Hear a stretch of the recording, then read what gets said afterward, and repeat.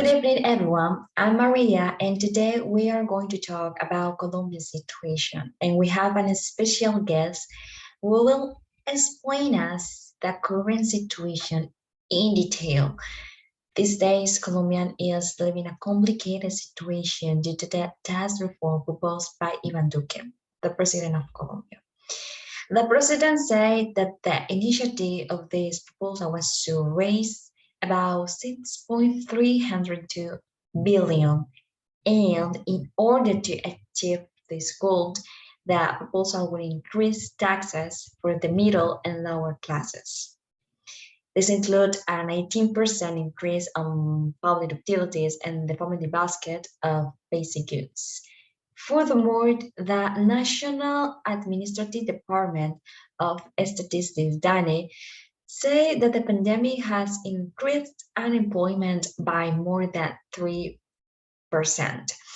Therefore, on April 28 in 2021, thousands of people from different cities in the country, such as Cali, Bogota, Buga, Medellin, Popayán, among other places, have protested in order to demand to the government to repeal this proposal, the tax reform. And nonetheless, the tax reform is not the only reason of people's disapproval. For instance, Benjamin Pava, a recognized psychologist, say that people are not only protesting due to the tax reform.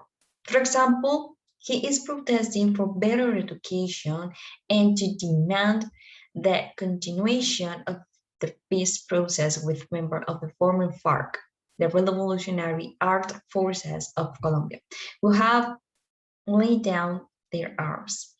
Now, let's invite to our guest, Valentina Pinzón, who is going to explain us a little more the Colombia's current situation, and furthermore, she is going to tell us about the things that could have been avoided in Colombia. Welcome, Laura. Okay, hello, and thank you very much for inviting me. I'm Laura Valentina Pinzón, and I'm living in Tuluá, Colombia. As you mentioned before, Colombians are not only protesting due to the tax reform, but also for abrogating the health reform, the police reform, for the money equity, greatest investment in the education, for the murders and some disappearance of dozens of people during the national streak. As regard your previous questions, I consider that the government had avoided this complicated situation if they would have listening to Colombian people before. For instance, for many years, Colombian people have been affected in an economical way due to taxes.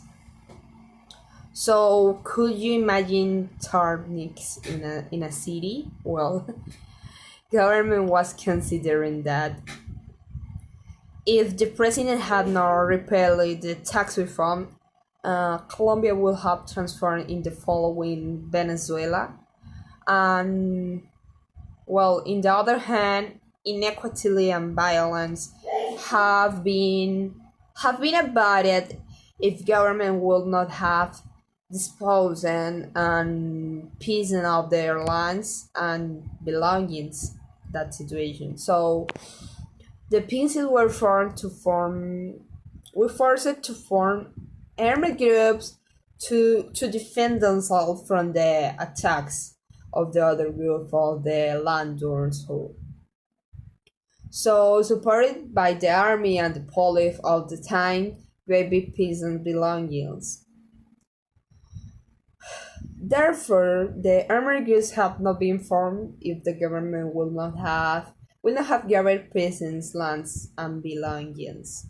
It was the beginning of many years of violence in Colombia, and the Colombian people suffer for that.